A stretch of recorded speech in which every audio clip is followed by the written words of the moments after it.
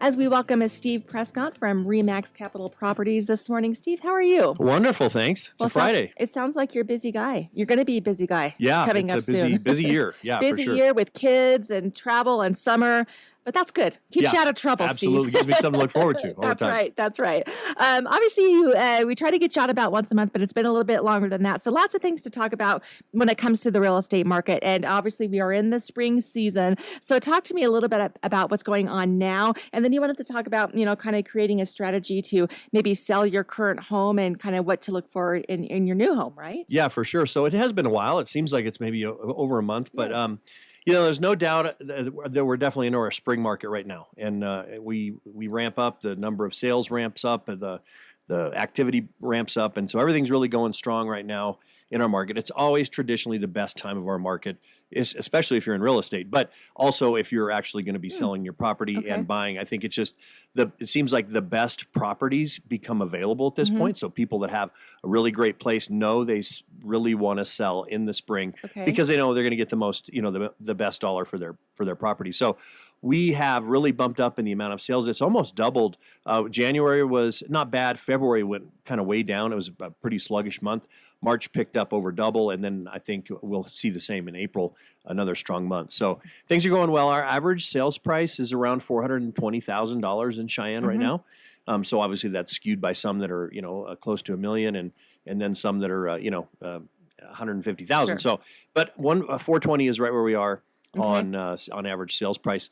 I did an interesting stat. We had a chamber lunch a while back at the office, and so people had asked like what kind of some of the higher priced homes were, and I looked up what the highest price home that sold in the last year was, and it was $1.45 million is what the home sold for. So it's kind of interesting because even 5-8 years ago, somewhere like, $1 million home in Cheyenne really was not even heard of. No. And if it was like, oh my goodness, that's and you knew exactly what home it was. Oh yeah, everyone knew that. Now it's like, oh, that's $1 million. Okay, all right, well, whatever, So exactly. It's just funny. It's like the frog in the hot water You're thing, right. But so overall, the market's been really great, and I think it's stable. There's still some micro pieces of the market that are performing better than the others. Anything that's really under 450, 300 to 450 is extremely active.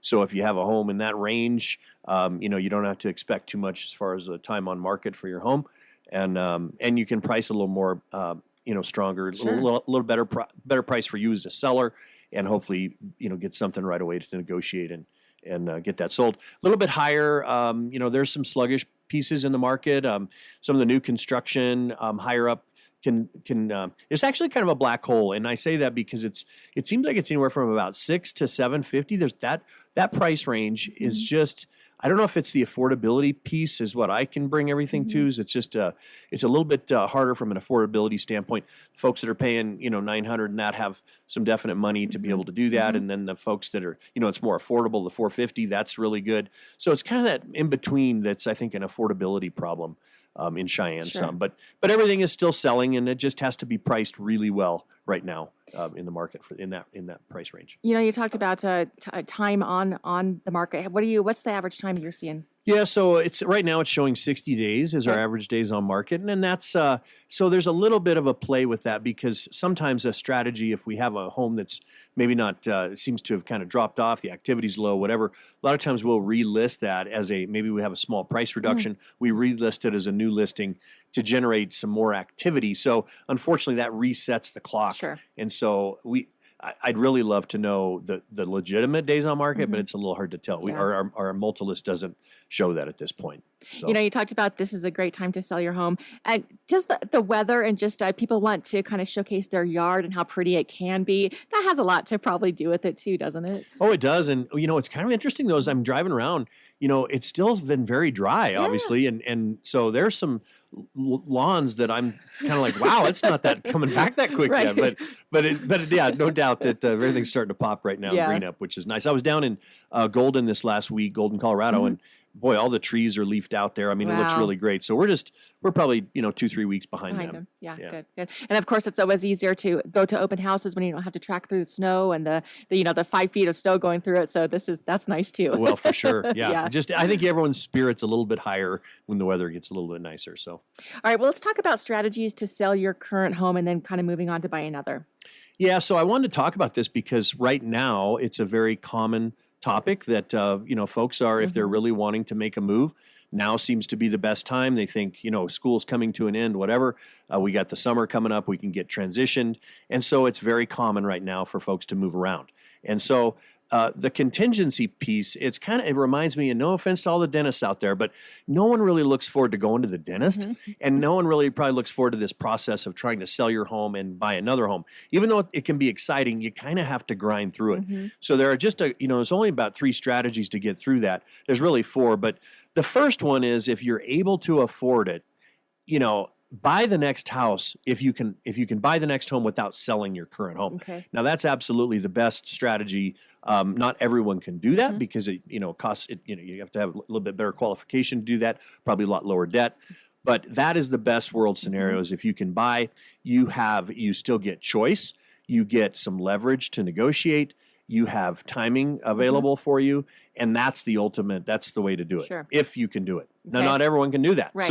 So the next one would be, you need to sell first and then buy. And so the problem with that is, I don't know, it's a problem, it's a challenge, is that you have kind of a housing issue once you're in between, right? So no one wants to be homeless, but what I have seen over 32 years of experience in the business, that selling your home is always the anchor that's going to keep you down where you need to move on. Mm-hmm. And so, it may be kind of a grueling process to think through, but get your home on the market, get it sold. It's going to allow you a lot of options down the road, but you're probably looking at some temporary housing that you may have to deal with, which it really isn't that fun.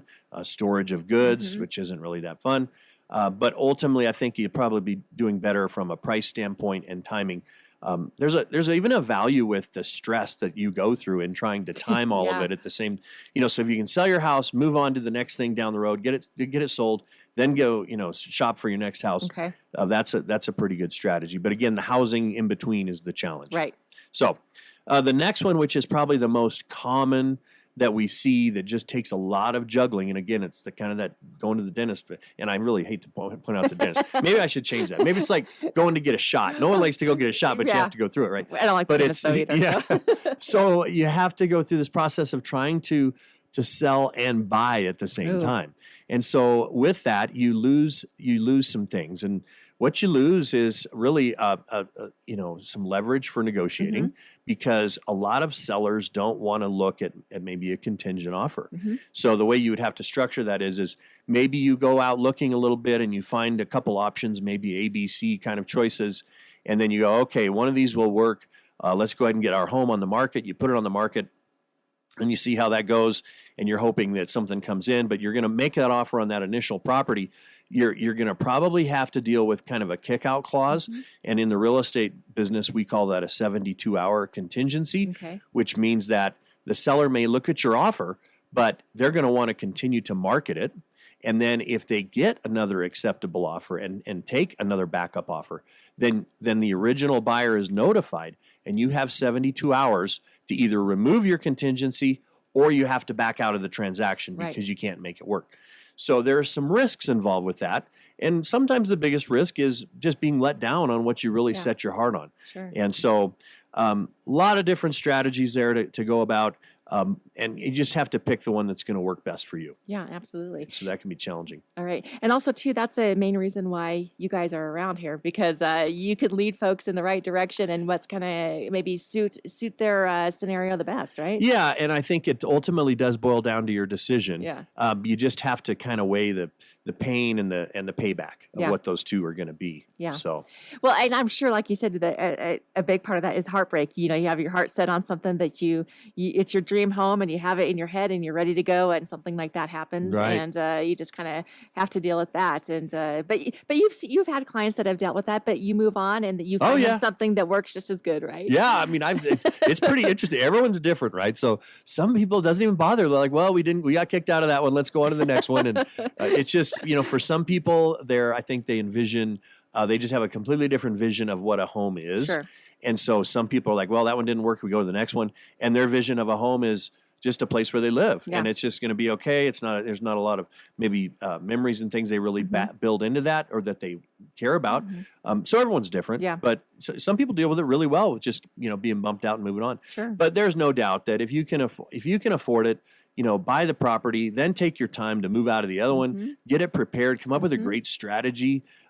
Sometimes it's even hard to market your home while you live in it. Yeah. I mean, we all are probably like this. However, I do have some incredible sellers that do a great job and make it look like it's staged all the time. But, you have to live in your home, so you have things out everywhere, so it doesn't always look that appealing to buyers walking through. Well, there's always improvements that you need to do before selling your home, and so that's sometimes hard to do while you're in your home as well. Too. Oh yeah, so well, it's just easier. the time. It's like everyone just needs more time. It feels like, Yes. and so we lose time. So, but the biggest one, there's no doubt that when preparing the home, it really needs to be that first appearance, that curb appeal. That when people pull up, it's called first impression because that's the first thing they're going to think of and remember. So, that's really important. And then the decluttering, that's all free.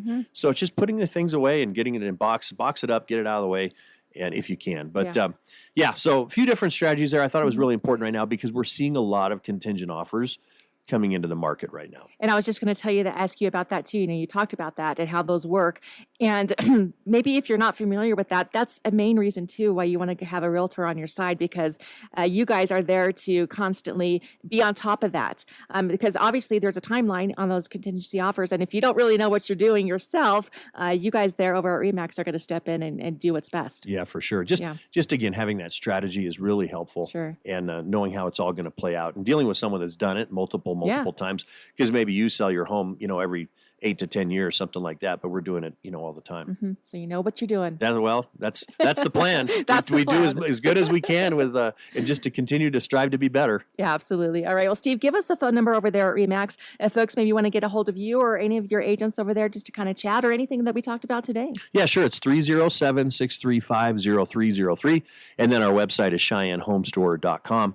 And they can go there or just walk in. We have a lot of walk-ins too. It's always fun and just chat, and we can help you out. Yeah, and I like, if you're not exactly sure what step to take at the very beginning of what we talked about today, sell first, buy first, all of that, you guys are there to just walk them through it. Well, for sure. And, we're in a really interesting career because we do things that we never get paid for. Yeah. And we really don't get paid until we have a closing. And so we're really unemployed all the time until we have a closing. And then they're like, oh, we got a check, but we're getting unemployed right after that. So I say that because we do there's a lot of just discussions and things we have to do as part of the business to help people through that. But, it doesn't cost you anything to have a conversation and to come up with a strategy. It's just more important to find that connection and team who you want to be with.